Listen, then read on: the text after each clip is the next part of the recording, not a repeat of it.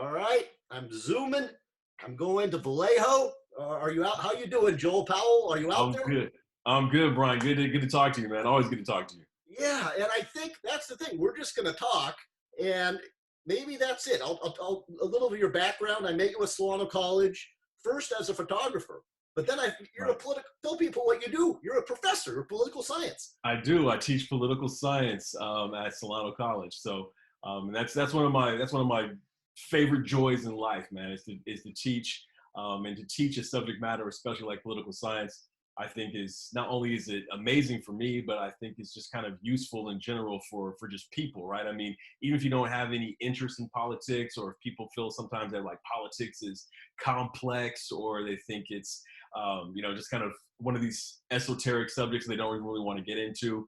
And we all know politics can cause a lot of divisions in households and in families and things like that. But I just think it's such a useful piece of information to have at your disposal, no matter what area you really want to get into. And that to me is kind of the most rewarding thing, because especially in some of my classes, I've got students who are nursing majors, some who are taking aerospace classes, some who are bioscience majors, but they're all taking political science. And they may start out taking it as a GE because it's required, but then they kind of find out as we get through a lot of the information, a lot of the subject matter, they start finding out that, wow, politics touches almost every single aspect of my life, no matter what my chosen discipline is.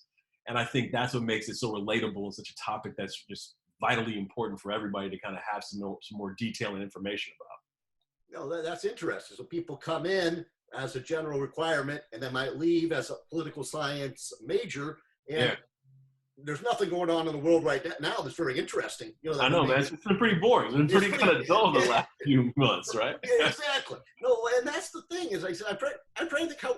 You remember when we met in that photography class? You Yeah, remember yeah. that summer, and I remember that because I didn't know you're a professor at the time, and you kept on going on and on about how difficult it was to have two classes, and I'm thinking I'm taking one class. How much more difficult can it be to have two classes? And then I found out exactly you're the instructor, but then also how we bonded is you. I mean, you live a great life. You have your passion of your job, and then you have your hobby, which is also a job. Tell people about palm photography. Yeah, I'm fortunate, man. I'm blessed that I get a chance to not only teach, but also I get a chance to have an opportunity to uh, not only just take photos, but also do video production as part of my small business. So Palm Photo is the small business that we have. We're on Facebook and Instagram and all other good stuff.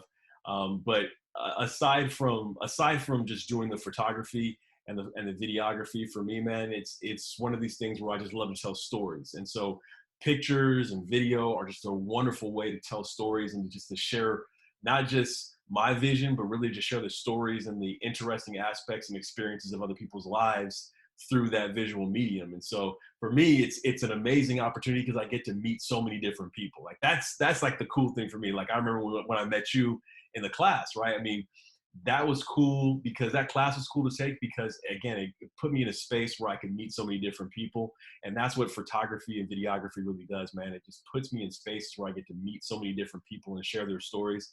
And that to me is just really, really cool. Very good. Well, tell people first where they can find you on the internet and Instagram, and then Yeah, yeah. also go ahead. On my bad. On Instagram, you can get us at Palm Photography. On Facebook, it's at Palm Photo. You can get us on the internet. Our website is www.palmphoto.net. POMPHOTO.net. Yeah, so that's where you can get us at. I think we got a Twitter page too, or something like that. But I don't do too much on Twitter recently. At least not there. I do more on Twitter for political science than I do for photography. But yeah, Instagram, Facebook, and of course our website. Best way to get at us. Right, and it's weddings, but what's really been powerful in the last few weeks. Tell people you're at the Vallejo rally and also Yeah. Sacramento. I posted. I'm going to keep posting. Those photos are just so powerful. Yeah, man, I appreciate it too. I appreciate the posts and the tags, man. No, our primarily what we do in terms of telling stories is we're doing photography for weddings. That's primarily what we do: weddings, love stories, things like that. But every now and again, we get a chance to tell some different stories.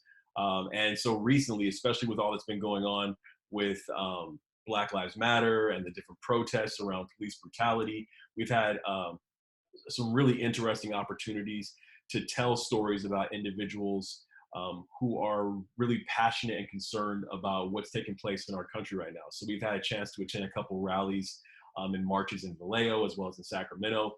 And I don't know, have you been to those yet, Brian? Have you been to one yet? I got to go with you. I mean, Okay. I Okay. got the time. I mean, They're powerful, man. They're powerful. when you went to Sacramento, you drove by my house. If I had known that you were going, just let me know when the next one is. Okay. Right now, it's a little. The Port of Oakland is shut down right now. There's a rally. Right. Yeah. No, but go ahead. Continue. They were powerful, man. I mean, honestly, so this is where kind of like my interests aligned, right? So here I am as a photographer and a videographer, being able to tell these different stories, but then also we're right in the midst of something that has huge social and political impact. And so I'm like, well, the interests are aligning just perfectly. This is a great opportunity for me to not only invest in taking hopefully some dynamite images, but also invest in just what's taking place for our country right now. And so it was something that was important to me to be there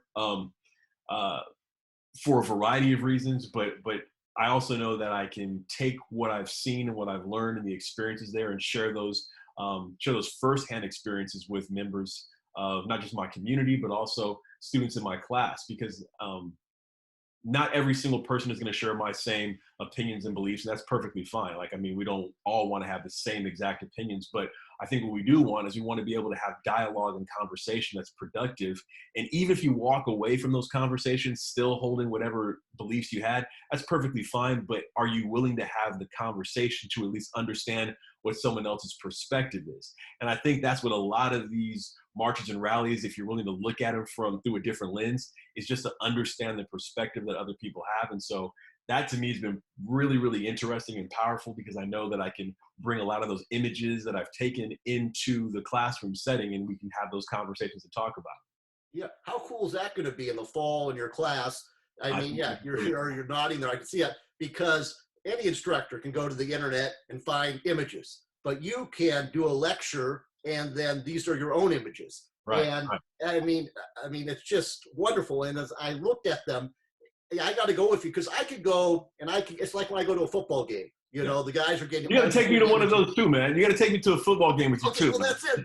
You don't need exactly. Okay, I'll take you to a football, but not to be funny, it's more likely there's going to be a rally than a football game. I'm holding out hope. I mean, you know what? That's a whole other topic we can get into too, man. About what's going to happen with sports, but we can definitely talk about that. Exactly. Well, they need the same restrictions they have at sporting events that they have at. I mean, yeah.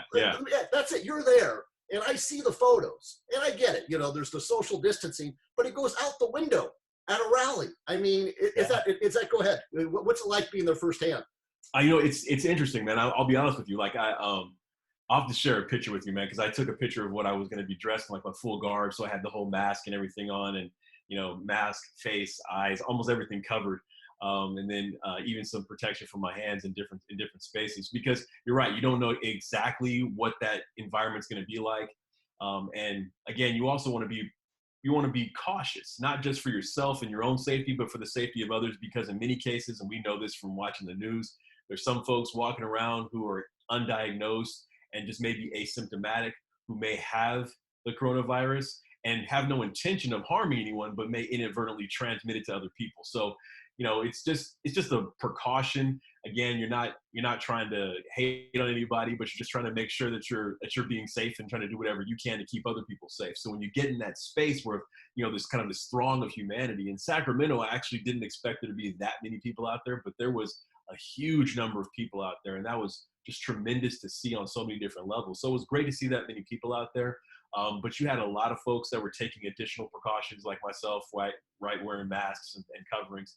But you also had a lot of people out there who were willing to actually assist the protesters by bringing masks and water and coverings for individuals. So people were very, very conscious about both of those aspects, right? That we want to make sure there's a message being communicated. We want to make sure it's peaceful. We want to make sure that what we're trying to communicate is powerful, but we also want to make sure people are being safe, and we want to make sure we can do everything in our power to keep those people safe. And so it was great to see just kind of the convergence of that idea of both safety and getting a message across in the same environment. It's really cool, man.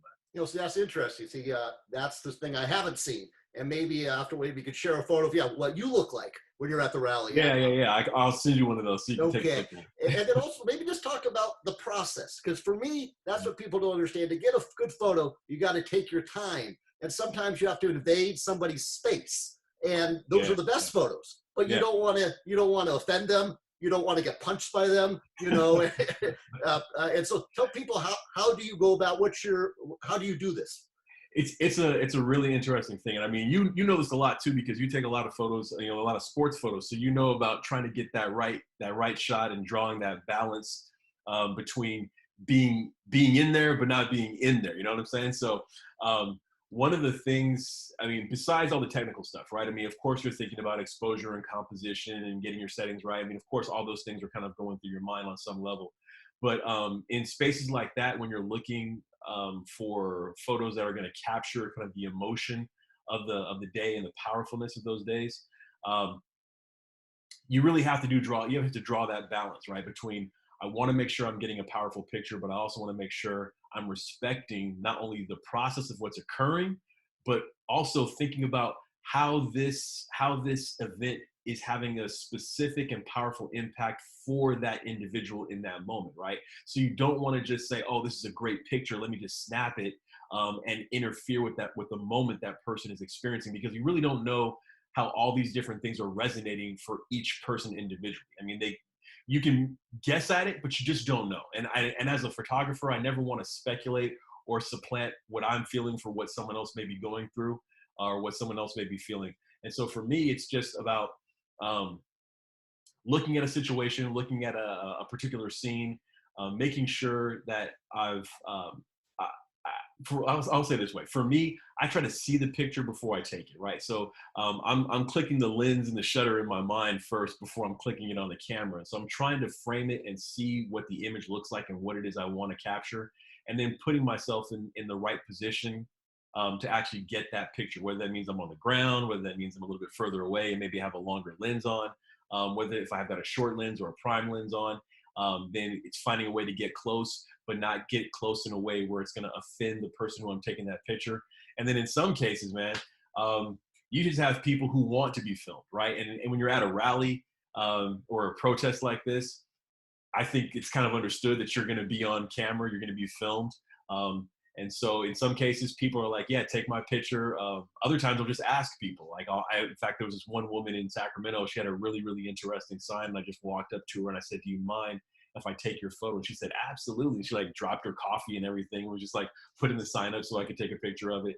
So, I mean, just kind of depends. And that goes to just kind of reading the situation and reading the subject that you're really focusing in on and determining what's the best way to approach it. So there are a couple different things that you can kind of keep in mind, but in many cases, it's just kind of playing it by ear and being sensitive and respectful for the people that are there. Yeah, no. So I'll keep those photos on the back burner, and I'll like keep posting them periodically. I think the people can figure out my train of thought. I think I'll post this interview today, and maybe one of your photos tomorrow. And then, as I said, we'll figure out. We're going to talk more today, but we can with the Zoom. It changed my life. I love it has because I love talking to people. It was always a pain. I'd have to go to their house, set up equipment, and now here's a link. Come when you can, and that's it. If somebody tells you they can't do a Zoom, they don't like it because maybe, right? Or they just have a really bad internet connection. Maybe that's right. That's it. No, but so for me, I mean, there's probably just been one person that like begged me off, but everybody wants to come on. So this is neat, and I love it, man. So I've been watching a lot of the videos you've been posting on Zoom. I love them, man. So whatever you're doing, keep doing it. This is an amazing platform that you got set up. So I love watching your stuff, man. It's great. Oh, man, that pumps me up. And I'm trying to think what we could say today. It's just the fact that we're friends. I mean, that says a lot. And then, but what in the world, for me, it was something I came across, how when people say Black Lives Matters, some people try to twist it and say all lives matter. Like when the Boston bombing, it was Boston strong. It didn't say all cities strong. Las Vegas was stand with Las Vegas. Don't stand. Why is that for you? I mean, what's the question here? Yeah. Why is all lives matter a problem? Well, see, here's my thing, man. I don't think it's a problem. I think it just goes back to perspective, right? So, um, I think it goes, let me put it this way. Hopefully, it should go without saying that all lives matter. Everybody's life absolutely matters. I think the focus right now is when you say Black Lives Matter. In fact, I can put it into even better. There's a comedian who had a really good point, um, and hopefully I'm capturing it correctly. But for example, when you say, you know, I don't know, if the focus is on a particular form of cancer, like, we got to fight pancreatic cancer. If your focus is on pancreatic cancer, nobody's saying all of a sudden that colon cancer doesn't matter or that lung cancer doesn't matter. We're saying that this particular moment, our particular focus is on fighting pancreatic cancer. So no one is saying that all lives don't matter. We're saying in this particular moment, there is a focus on what's happening systemically to people of color. And so it's like, how can we as a unit, as a country, right, all those people who are allies, how can we as a country come together and prevent the systemic occurrence of racism and discrimination that is occurring to this particular group? Now, again, if it was happening to every single person, I think we have a different conversation. But the kinds of discrimination that people of color experience, um, it's not happening to every single person. So again, it's not that all lives don't matter. It's just that this is a particular type of injustice that's happening to one particular group. So we should try to cure that so that we can have the equality for all lives. Well, that's powerful. I like your analogy better than mine. Can I start using that analogy? Go ahead, man. I got it from somebody else. That's I can't right. remember who it was, but go for it, man. All right. But then, yeah, so that's it. That's the start. So what is a goal? I mean, how does this get accomplished? I mean, I think this is go ahead. That's probably going to be a conversation that's ongoing, right? I mean, the hope is that whatever's taking place right now is a touch point and a moment for this country, so that we can start saying, look, we've noticed that something is absolutely wrong with the way things have been proceeding. So let's figure out what that looks like in the future. Let's figure out what we need to change, and then let's go about making those changes, right? And in terms of when it comes to a conclusion or when everything actually gets settled and we have some level of resolution, I don't know, right? I mean, the hope is that it would be sooner rather than later, because I think that's what most people want, right? Most people want things to become balanced and equitable sooner rather than later. So I'm encouraged right now by some of the things I've seen in the Supreme Court with like what's taking place with DACA, what's happening with the LGBT community. So all those things are encouraging because, and again, it doesn't matter what side of the aisle you fall on, whether you agree or disagree with some of these things, it's still encouraging to see the recognition of equality in our nation, right? Now that does not negate on any level that some people just have different perspectives of what should happen. And again, as a political scientist, I always like to hear those different perspectives. But it is encouraging to see the recognition by our government agencies that there have been inequalities for certain groups. And then it's about that critical analysis and discussion about, well, what's necessary to create that level of equality if it's possible. Right. It's also equality, but also like fear, specifically the police. I'm scared of the police. You know, when they pull me over, I have particularly at night, I have the hands on the wheel, but they don't view me as a threat. I would think, how do you feel when the police pull you over? And so that's the thing, right? And so I would say this: if you, my guy Brian, if you're afraid of the police when they pull you over, the question that comes to my mind is why, right? And not why you specifically, but why should anyone have a fear of the police, right? The police, especially in the scope in which they were kind of envisioned, we're talking about the maintenance of security and order for an entire country, for an entire population of people, for an entire community in some respects. And so the original idea of a lot of our peacekeeping authority professionals was to hopefully build relationships with the communities that they were policing, such that people wouldn't be living in fear. But if me, if any other people feel as though the police, I'm afraid of the police, I think that's where we kind of have to start some of that discussion, right? In terms of that's really not the scope and the idea of what the police were designed to do, not to strike fear into people, but for people to have a healthy respect for the job that the police are actually doing.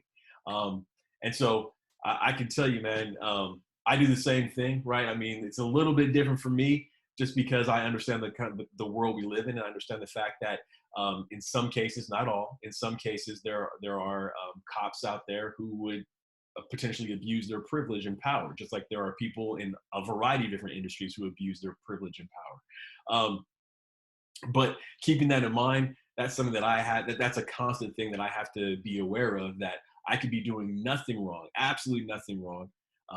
But for whatever reason, I get pulled over by a cop that, just has an intention of doing me harm, or has an intention of seeing me damaged or injured in some way. So that's just something that I have to be cognizant of. So, I mean, in many cases, I was pulled over one time in Benicia.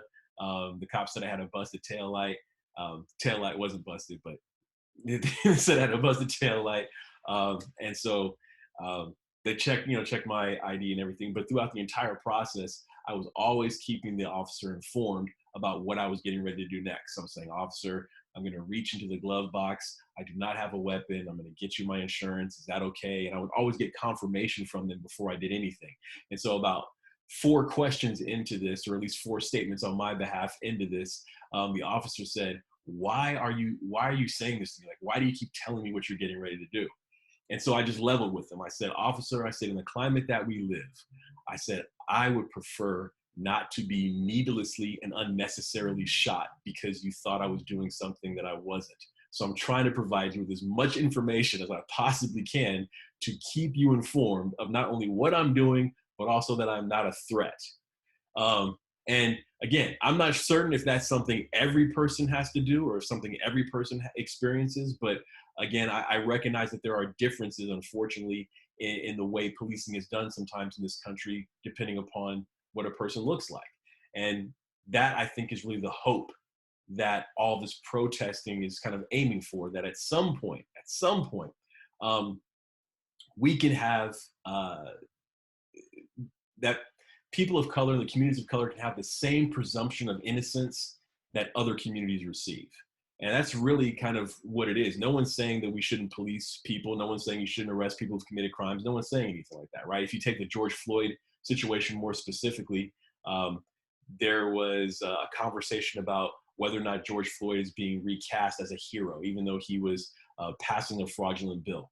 No one is saying that George Floyd is a hero. No one's casting him as a hero. What it is that George Floyd's life is a representative of the injustice that's systemic in our country.